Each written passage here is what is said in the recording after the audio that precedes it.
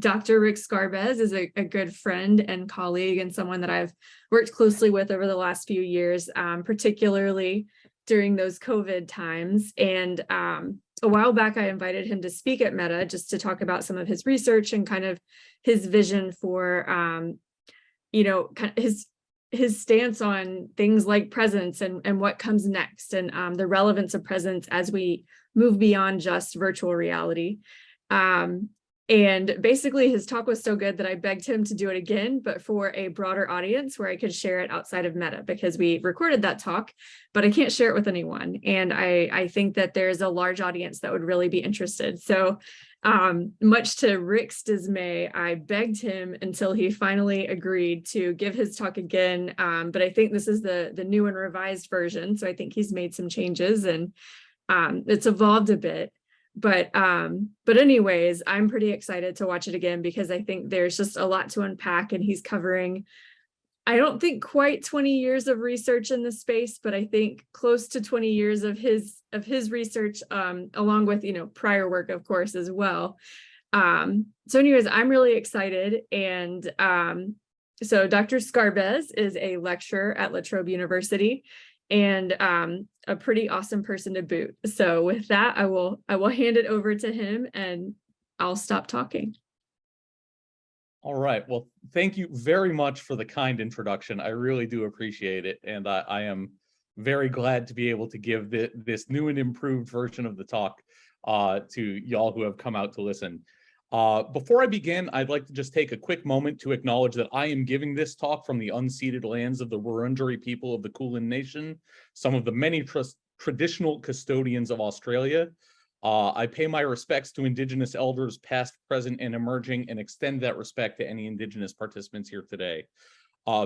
This acknowledgement of country is, thankfully for me, becoming standard practice here in Australia, but it's really not very common, I don't think, in other locales around the world, including my home country of the United States.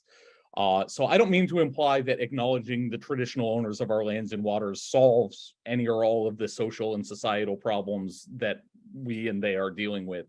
But I do think it represents a small step in the right direction, and I'd like to see more people adopt it, even in places where such acknowledgements are not traditionally done.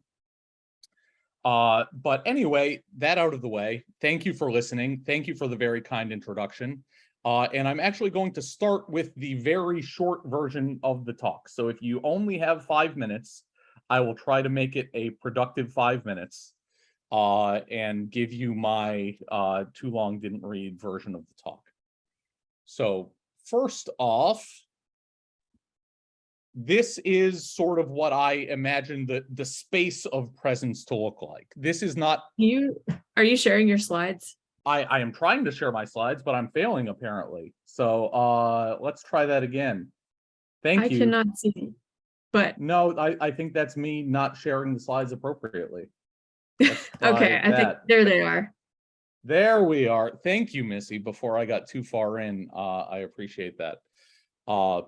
So this is sort of my conception of what the space of presence looks like. It is not only something that happens in virtual reality. In fact, I don't think it is possible to have presence in purely virtual reality. It is a mix of the stimuli from the virtual reality and real reality and internal reality, which is perhaps also known as the mental imagery space. So I think you are actually always present in several places at once, one of which may be virtual or augmented reality. On this slide, we have some objective characteristics of XR systems, mixed reality systems, which are in the roughly Carolina blue on the left, and they give rise to various subjective experiences, which are in the purple. Those include body ownership, place illusion, plausibility illusion, social presence, and so on. This is our revised reality-virtuality continuum. This is based on work that I did with Missy as well as with Mary Witten, my former PhD advisor and active collaborator out of the University of North Carolina, where we have proposed a modification to the tried and true reality-virtuality continuum, which now means that reality is not part of the continuum, as was in the original case, but that most of what we call virtual reality is, which is to say that mixed reality is big enough to include what we would traditionally call virtual reality. And then the last sort of capsule header is our taxonomy or proposed taxonomy of mixed reality experiences, which sort of indicates, and I'll talk about this a bit more as we go, so teaser, but there is the immersion axis, which is roughly how good the sensory input and output of the system is. The coherence of the system, which is roughly how good the software is, how credible the behaviors are. And then we also have this extent of world knowledge dimension, which is most important in mixed and augmented reality. It's the idea of how much information does the system have about the real world context that it's embedded in. So these are sort of, if you only take away 5 minutes of this talk, you can leave now. But if you are inclined enough to stay, I'm going to continue by talking about presence. So what is it, is how I'm going to start. And this is drawing heavily on work that I did with Julie Murphy earlier this year, out of the University of Copenhagen, who is now moving on to greater things at a medical simulation company that I'm forgetting the name of. But Julie Murphy, I do remember the name, and you should too. So this idea started out, presence in virtual reality started out as telepresence, which was initially appearing in Omni magazine with Marvin Minsky talking about telepresence, saying that it's not science fiction, and this is in 1980, right? It is not science fiction. We could have a remote-controlled economy by the 21st century if we start planning right now. We didn't start planning right now, and we don't have a remote-controlled economy by the 21st century, although steps have certainly been made in that direction. But what telepresence is, and how I would distinguish it from what we call presence in virtual reality, it's all about the ability to act in a remote location. So if I experience telepresence, I am able to affect my conscious desires in a remote location, right? And that is something that is not particularly complicated. The implementation might be complicated, but the philosophy of it is not. It's not a question of belief. Can I act remotely? If so, then yes, I have telepresence. But we have, for better or worse, in the virtual mixed augmented reality domain, come up with other constructs and versions and variations of presence that are not as simple as telepresence. So there's this idea of suspension of disbelief when it comes to presence, which is stated perhaps most recently by Janet Murray, but it comes from Samuel Taylor Coleridge, who was talking about his poetry. And the idea here is that, do I need to willingly suspend disbelief? Or if we want to switch sort of the burden of proof, do I need to actively create belief to feel present in virtual reality? And I think that based on what we know already, and based on the history of research regarding presence, that you don't need that. It's not a matter of believing or not believing, or being credible or not credible. If you are receiving appropriate perceptual stimuli, which is to say head tracked imagery, low latency, and so on, presence will just happen, right? So that's, I do not believe that suspension of disbelief is an important component of what most people would think of as a presence experience. We go on to another definition, another construct or concept of presence, the illusion of non-mediation, which is very popular in sort of the media theory thread of presence research with Matthew Lombard at Temple and the International Society for Presence Research and so on, who think that the defining characteristic of presence is that I forget that this experience is created or mediated by technology, right? It's as if I'm looking through a window. If I forget that it's there, then I feel present. Unfortunately, with respect to this definition, I think that this is unlikely to be sustained in any meaningful way. You can't ignore real reality, certainly not with current equipment, and certainly not for equipment that will exist in the foreseeable future. You're not going to be able to entirely ignore real reality. So I don't think this is a particularly useful conception of presence. That's, again, my opinion. But what most people mean when they talk about presence, and what I think is probably the most useful of these main three concepts related to presence, is being there. And this is what people usually mean when they say presence. And it means, do I feel like I am in another place, right? Most researchers make the point that it must be a non-real or a different place. I disagree. I'm going to talk about that a little bit later in more detail. But do I feel like I'm in a place? Yes, I think you do. And I think that's a meaningful and useful conception of presence. But I go on to say, why can't we, or why don't we, also feel present in the real world at the same time, or at a different time?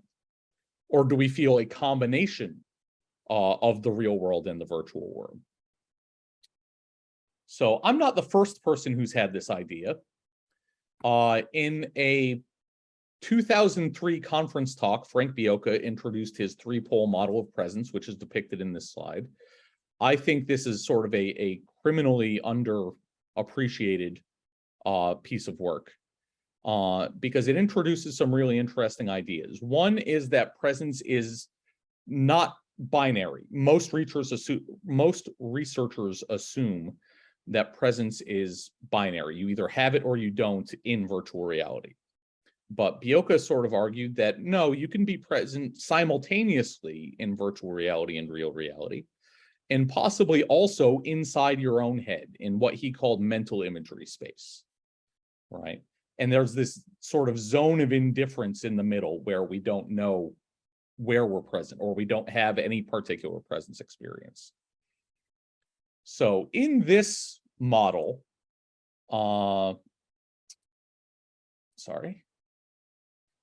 presence is a hybrid experience. It's a combination of the real world, the everyday physical world, possibly a virtual world, possibly one or more virtual worlds, and also whatever is inside your head. Are you dreaming? Are you daydreaming? Are you distracted? One thing that I'd like to call attention to is that in his model, which is what's on this slide here, there's this notch indicating that he thought, at least, that one could not simultaneously be present in real and virtual reality. I disagree with that. And I think the experimental literature also disagrees with that. Not that this has been hugely studied, but there are papers that indicate that you can have a presence experience simultaneously in the real and in the virtual worlds.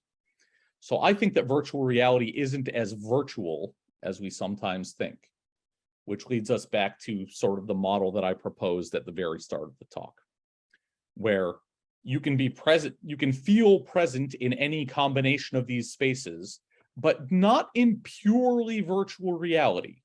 And I'm going to argue this in a little bit more detail later on.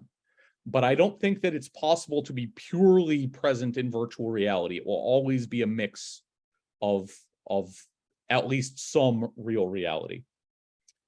So this is taking me to the new part of this talk, right? What I've talked about so far was largely in my previous presentation. But presence is not a topic that usually gets a lot of traction at PERCxR or a lot of airtime, right? But I think that it is entirely appropriate for several reasons. So let's break it down. One is that I think presence is a perceptual issue.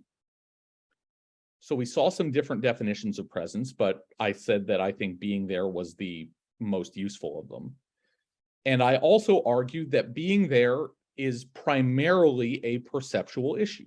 It is based on the reception of appropriate perceptual stimuli, right? In the words of Worth et al. In 2007, it seems to depend on the construction of a spatial situation model that can stand up to testing of perceptual hypotheses. So presence, I think, is unavoidably, presence as so defined is unavoidably a perceptual issue. And we can ask about this or think about this in a couple of different ways. We can ask, how does perception impact presence? And we can ask, how does presence impact perception? Because I think this is a bi-directional process, right? Perception has influences on presence, and presence also can influence perception. So here are some sort of research questions that I'm just throwing into the middle of the talk that I'd be more than happy to talk about later, or for somebody to, do a PhD on. But what perceptual cues are necessary or sufficient to elicit presence in a user? So this is a question about how perception influences presence. So I said that you need to be able to build a spatial situation model.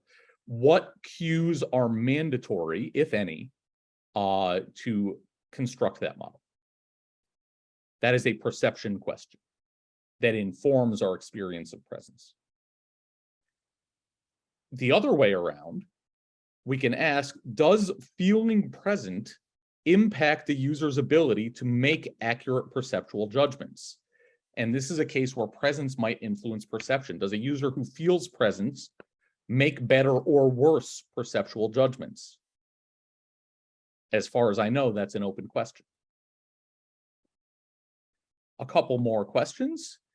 Can we determine a minimal perceptual stimulus that would generate presence? Can we, use a virtual presence scope to identify what it takes for a presence experience to emerge? That's a really interesting question to me. We can also ask, do misperceptions associated with XR, I should say mixed reality, for reasons that we'll see in a couple of slides, but any type of mediated reality.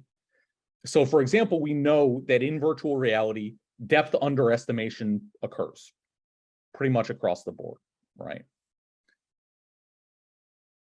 Does that help or harm our ability to experience presence? The fact that we can't make accurate perceptual judgments. And this leads me to maybe a broader question, which is to say, do our perceptions need to be veridical, truthful, to give us a presence experience, or do they just have to be credible? Do they need to be close enough? I don't know, and I don't think the community knows. So these are all, I think, questions that would be very interesting research topics. I may never get to them, so I'm giving them freely, right? But I'm happy to talk about them more. So presence is, I think, clearly intertwined with perception, right? So if you care about perception in XR, presence is a valid topic of study. But I also think that cognition has an impact on presence and is impacted by presence. So I said that the spatial situation model is based purely or almost purely on perception. So do we need cognition to get to presence? And I don't think we need it, but just because we don't need it doesn't mean we can't make use of it. I think that that cognitive factors can either enhance the presence experience or detract from the presence experience, right? If I go in thinking this is a bunch of junk, I'm not going to get fooled by this perceptual experience that I'm having, that almost certainly has some effect on how involved, how immersed, how engrossed we get in this virtual reality experience. So just like we did with perception, I think this is a two-way street. I think cognition impacts presence, and I think presence impacts cognition. And so I'll toss out a couple of more research questions. Can a user intentionally manipulate their feeling of presence? Like, can I go in saying, nah, I don't buy it. I'm not going to get suckered by this gadget. Or can I go in and say, this is going to be great. I can't wait to go to Narnia, right? Either way, does that impact my ability to experience presence? Do other thoughts or feelings impact the sense of presence? Do other cognitive issues? If I am under mental stress, can I have a presence experience? And then the other way around, does feeling present correlate with other mental states, be they positive or negative? And this is something that I'm going to come back to at the very end of the talk. We sort of assume that presence is a good thing, but it's not entirely clear why. So that's something that I'm going to return to later and would also be happy to talk about. So we've got perception, we've got cognition. What's left? R, right? So far, I've talked about virtual reality, presence as a phenomenon that emerges in virtual reality. That is also true from the vast majority of the presence literature. Most people don't talk about or can't talk about, foreshadowing, how presence is related to augmented or mixed reality experiences. I think there's a very good reason for that I'll come back to in just a few minutes. So, title of the talk was something like Presence and Beyond. We've covered presence. Now we're going beyond. So a lot of folks these days, following on from a very influential on me paper by Mel Slater that he wrote in 2009 about place illusion and plausibility illusion as contributing factors to presence. Some of us prefer to talk about various illusions in virtual reality rather than presence. We think they're more precise, and I think that's accurate. So you can talk about place illusion, or PI, which is the illusion of being in the place depicted by the media. Am I in Narnia? Am I on the moon? Am I in a digital copy of the real computer lab? We can talk about plausibility, or plausibility illusion, psi, which is the illusion that events in the media are actually occurring. Did I swim with whales, right? To refer back to some work out of Jeremy Bailenson lab. Body ownership, which is the illusion that the body depicted by the media belongs to you. And co-presence, which is the illusion that you are with other sentient beings in the space. I argue, and will continue to argue, that co-presence seems to follow as a consequence if you have I and you have psi. Right? If you have those, you probably also have co-presence, but we'll come back to that in a minute. So all of these illusions and presence are subjective experience. They are what a philosopher would call qualia, right?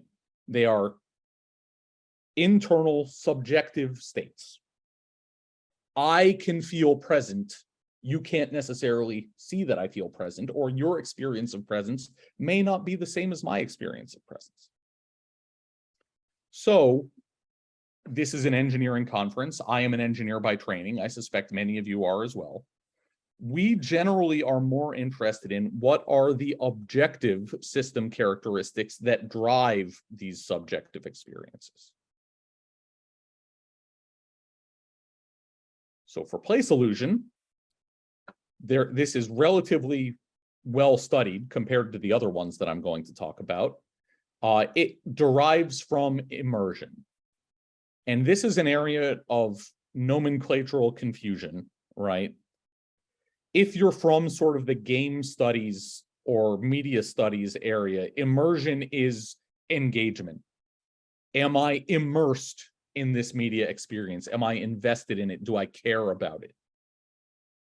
In the virtual reality, mixed reality community, we generally use immersion to refer to the characteristics of the hardware that are presenting this media experience.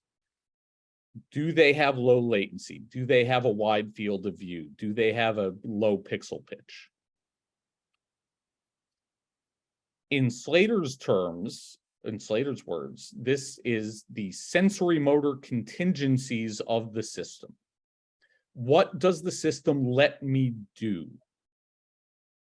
If I turn my head, does the imagery update?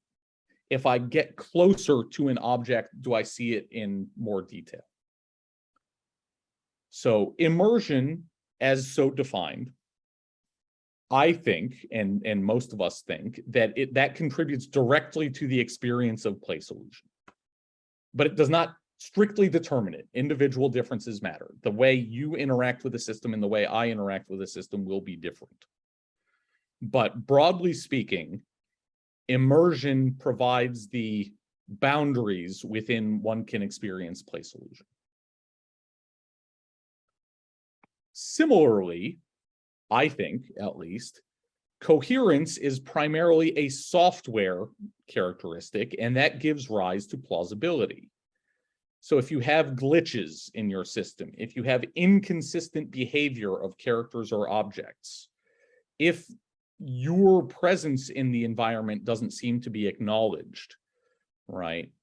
These are factors that decrease coherence and therefore put tighter boundaries on the experience of plausibility that you may have, right? And again, I don't think it's strictly determined. It's individual differences matter. But by and large, how good your software is going to determine how plausible you think the behavior of the system is.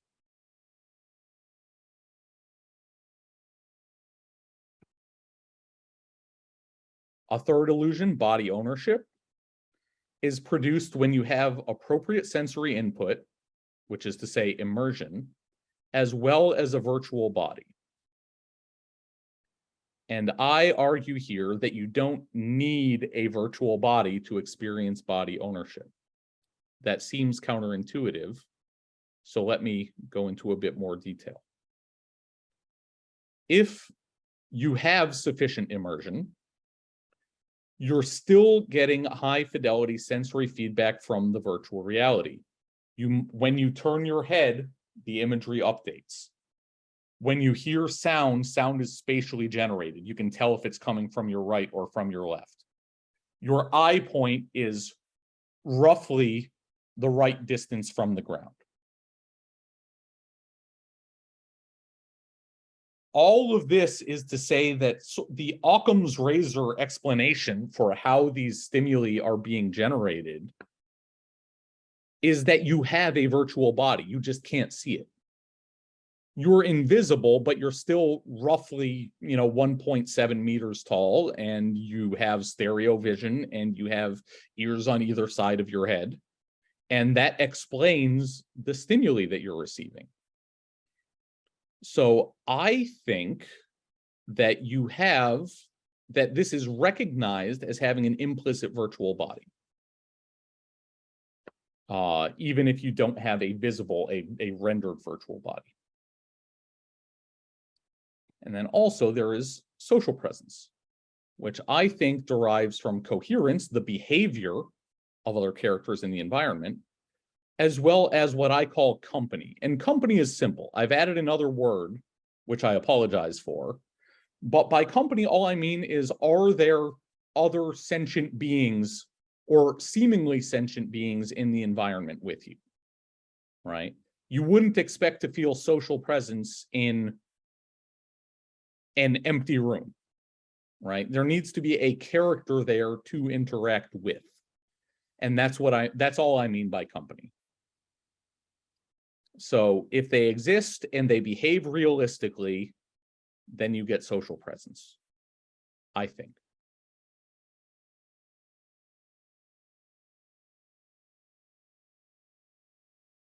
to borrow from Slater, that very influential 2009 paper, if you are there, is say you experience place illusion, and what appears to be happening is really happening, plausibility, then it is happening to you.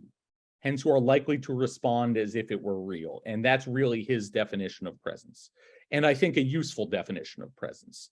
Do you process information from the environment as if it were real, right? And if you are present and there are other social entities present in the space, then by extension, you should be experiencing co-presence. So this is my current thinking, my working model for how things we can measure, right? Things we can count, having a virtual body and having an immersive system and having a coherent system and having company present or absent in the system, give rise to these various subjective feelings that we care about in virtual and augmented mixed reality. So it seems to me and to some of my colleagues that immersion and coherence drive the experience of media, and especially virtual reality media. Does this generalize to mixed reality?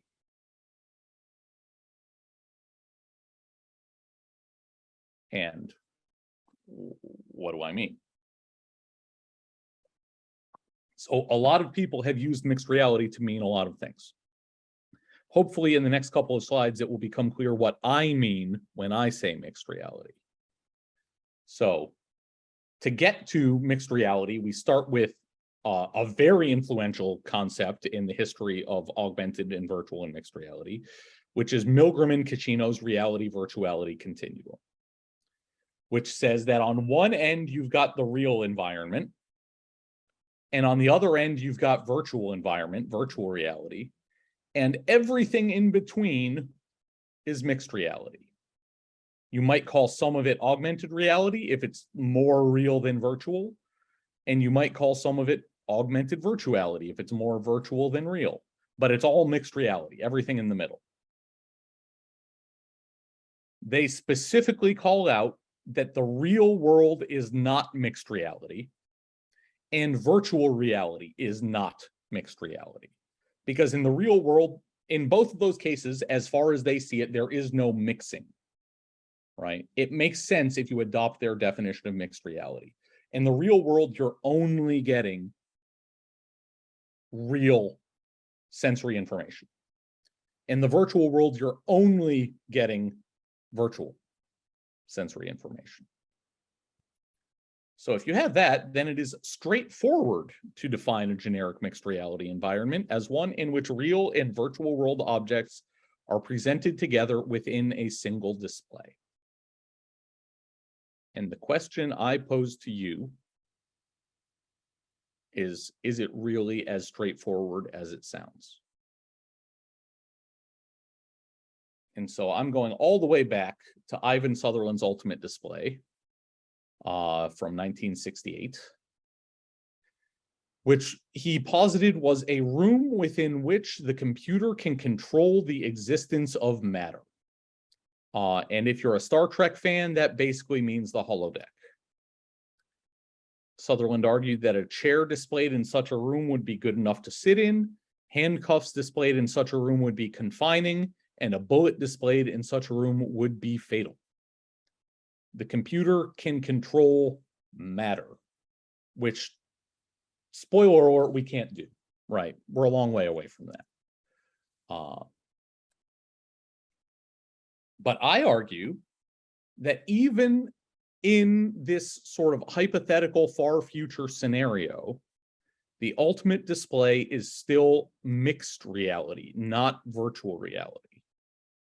There will be inherent conflicts between the real and the virtual. You will always perceive a mixture because you still have an inner ear that tells you where the down vector is. You still have feet that receive pressure from the floor. You still have a stomach that can tell you whether you feel hungry, right? There are various interoceptive senses that cannot be controlled even by a computer that can control the existence of matter. So for me, the only relatively clear dividing line seems to be between unmediated real reality and any sort of technology-mediated experience. Which takes me to this, where traditional, conventional VR, here labeled external, is now part of mixed reality. Unmediated reality, still not mixed reality. And on the other end, the hypothetical matrix-like virtual reality might not be part of mixed reality as well. If we have full control over your interoceptive senses, that could be pure virtual. I don't think that's likely in any of our lifetimes. So that brings us to this taxonomy of mixed reality experiences. So how can you talk about or classify a mixed reality system? Well, you can classify it by the amount of immersion that the system has. You can classify it by the amount of coherence that the system enables. But now for mixed reality, if we are mixing, if stimuli from the virtual world can affect the real world and vice versa, we need a third dimension. We need to talk about the extent of world knowledge associated with the system. And that's basically how much of the real world is modeled by the computer. How close are we to having a digital twin? Okay. Once again, these objective system characteristics, immersion, coherence, and extent of world knowledge, give rise to subjective feelings. Some of these we've seen before. Immersion gives rise to place illusion. Coherence gives rise to plausibility illusion. Immersion and coherence give rise to presence. Some of them, to the best of my knowledge, had never been named before the paper that I'm discussing, that Missy and Mary and I wrote. I'm not married to these names, but I think that conceptually they are important. So, in virtual reality, immersion, increasing immersion, is conceptually straightforward, but potentially technically hard, right? We can always keep inventing better hardware that lowers latency or gives you a better field of view or is physically lighter. Coherence is also conceptually straightforward, but technically hard. You need virtual objects only to play nice with other virtual objects. We don't care about whether they can interact with the real world. We don't let them interact with the real world. So extent of world knowledge is essentially nil. If you're talking about pure virtual reality, we give up on this point, right? We don't need to know, we don't want to know about the real world. So VR is generally going to have medium to high immersion and coherence and almost no extent of world knowledge. Which is to say, in virtual reality, you're likely to experience some level of presence as traditionally defined, the sense of being there, right? We still don't really have great measures for it, and that's a different talk. I spent more time on that last time. I'm happy to talk about presence measurement with you, but I might take a while. But so virtual reality systems are going to give rise to presence in the way that we traditionally think of presence. That's not necessarily true for augmented reality and mixed reality systems. In augmented reality, immersion is essentially free. You can sense the real world directly. You are present in the real world. Coherence is really hard because now the virtual objects not only have to play nice with other virtual objects, they also have to play nice with real objects. Extent of world knowledge is also really hard. This is really the defining characteristic of augmented reality. So if you can get extent of world knowledge, if you can get coherence, then you've nailed it, right? So what does that mean? That means that our goal, if we are measuring our success as an augmented reality system, we need systems that have high coherence and high extent of world knowledge, which we sort of arbitrarily labeled system intelligence illusion, because the virtual object should behave intelligently, both with respect to each other and the real world. You can argue whether that is named appropriately, but the point that I think you need to take away here, or I think that you should take away here, I don't know if you need it or not, is that presence is not an appropriate way of evaluating augmented and mixed reality systems. Presence sort of doesn't make sense if you're not talking about virtual reality. In augmented reality, measuring the presence of your system is asking an impossible question, right? Or maybe not right. I shouldn't presume that, but that's what I think. So this is, with the next slide, I'm going to sidestep a little bit, and I'm going to say that some folks, including Slater, many others, insist that you must know that the environment is unreal to experience, for example, place illusion. That's why he calls it place illusion. It is the illusion of being in a place. I disagree. I think that what you can experience is not just spatial presence or place illusion, but a feeling of placeness. And the reason I come to this conclusion is that if presence is explicitly defined as false, what is true?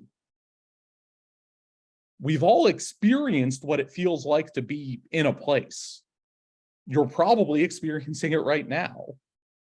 But to the best of my knowledge, no one has yet clearly defined it or operationalized it. I believe that we need to study this sensation, which I tentatively call placeness, in order for any theory of presence we develop to be coherent, to make sense. We need to know what it is like to be present in the real world. Because if we're just saying that virtual reality is not that feeling, then we're kind of begging the question. So, similarly, we need to consider not just plausibility illusion, but plausibility, full stop. Instead of place illusion, we need to think about the relationship of place illusion to placeness. We need to think about the relationship of plausibility illusion to plausibility. But interestingly, at least to me, extent of world knowledge does not have a real world analog. By its nature, it assumes that there is a world distinct from, but somehow connected to, the real world. Extent of world knowledge is what makes a mixed reality system mixed reality. I don't know if that's as deep as it sounds, but I feel like there's something fundamental here, and I would like to invite folks to talk about it and explore it with me. On to some final thoughts.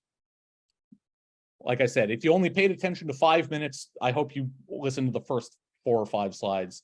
If you only pay attention to 10 minutes, I hope you took a nap in the middle, because now we're getting to the juicy stuff. So, presence is complicated. There are several definitions, and the most common, but not universal one, but I think the most useful one, is being there. The sensation of being in a place. Why do we care so much about being there? Why do we care so much about presence? One reason I think we care about presence is that we think it impacts task performance or preference or enjoyment or spending money in a virtual reality. It may very well not. I can talk more about that later. There is a very compelling paper from Welch from more than 20 years ago that argues there is no reason to expect that more presence necessarily correlates with other things that we care about.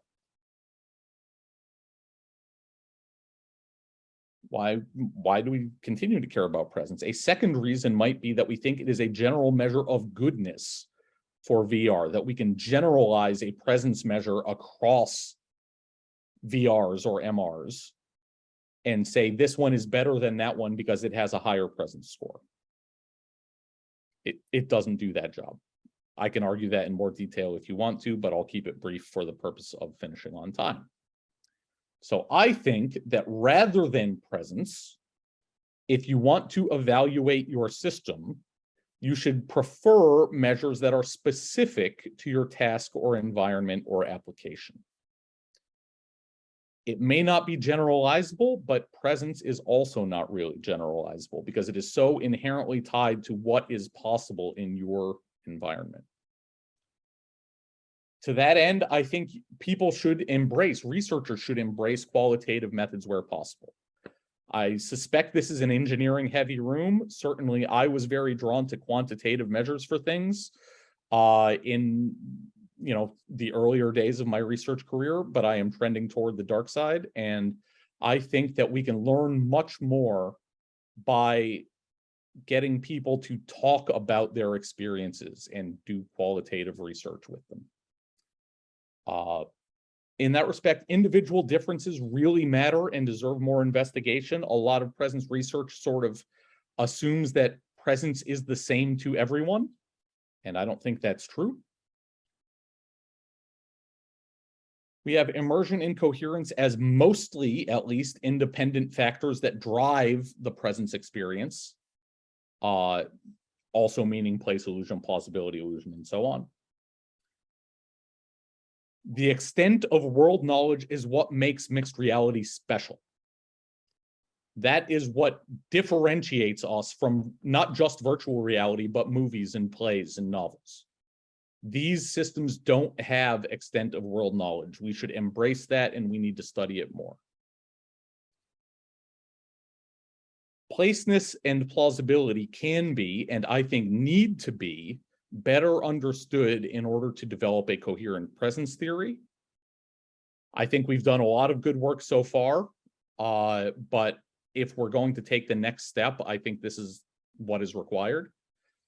And finally, you can never get rid of the reality in virtual or mixed reality. We're stuck with it, so we might as well make peace with it. Thank you to my collaborators, especially Missy Smith, Mary Whitten, and Julie Murphy, and thank you for your attention. I'm happy to take questions. Thank you, Rick. That was really great. And I just wanted to chime in to say, feel free to, raise your hand and I can call on people, or also you can send messages in chat and I'll be the person to read those out. But yeah, so do we have any questions? I think we have about probably 10 to 20 minutes that we could spend chatting. I have a question. This is a fascinating talk. You gave us a lot to think about. And given that it's past midnight in my time zone, I don't think I'm going to be able to sleep much because you gave me a lot of questions that I'm still pondering over. So, and I might still be tossing in bed tonight, thinking about those. Well, really hopefully I haven't prevented you from getting a good night's sleep, but thank you for the kind words. Really nice talk. Well, one aspect that I was curious about, and I didn't hear much in your talk, and I wanted to get your thoughts on it, is the Gestalt aspect, which is that Larry Hodges always used to talk about, what you bring to the experience and what you find there, what you take away from that experience is just as important as the place illusion, the plausibility, for example.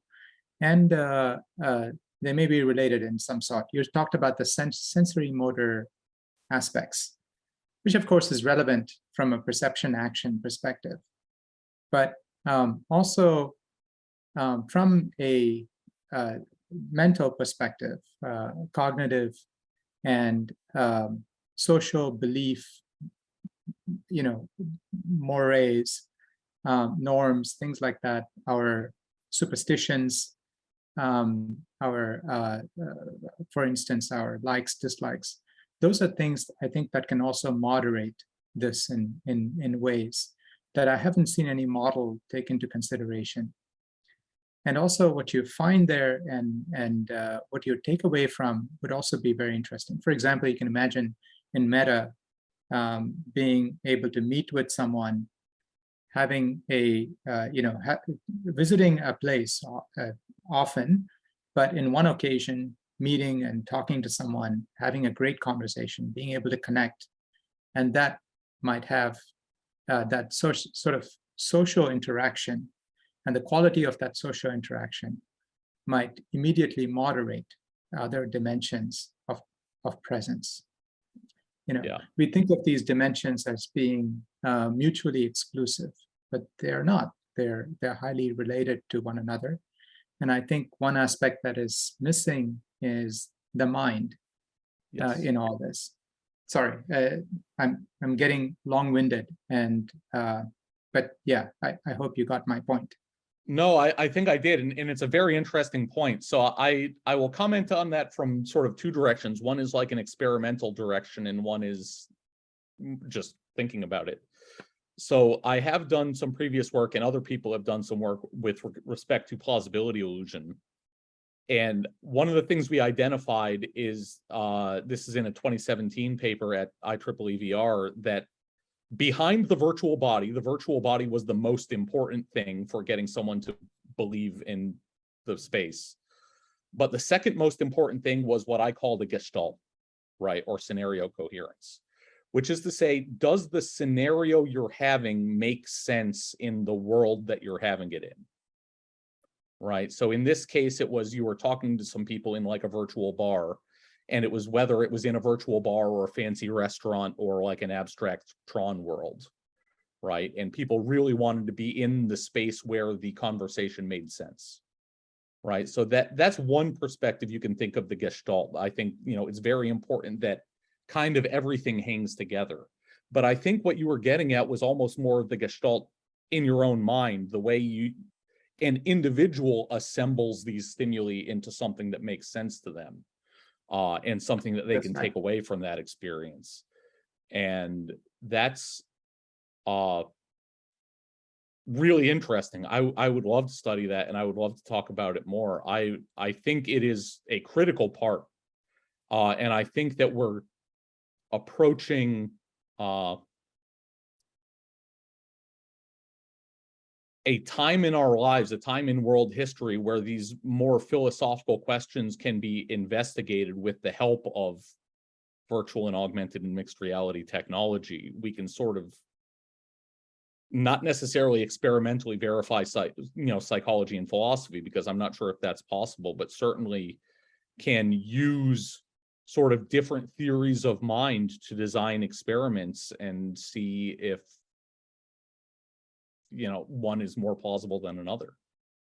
Right. So I think this is a really interesting idea. Thank you for bringing it up. I don't know that I have more useful to say than that at the moment, but I'd love to talk more. This was a very useful discussion. Thank you. Yeah. And also, is the Frontiers paper you mentioned in your talk, was it published in 2021? I'd love to read it. Yes, it was. Okay.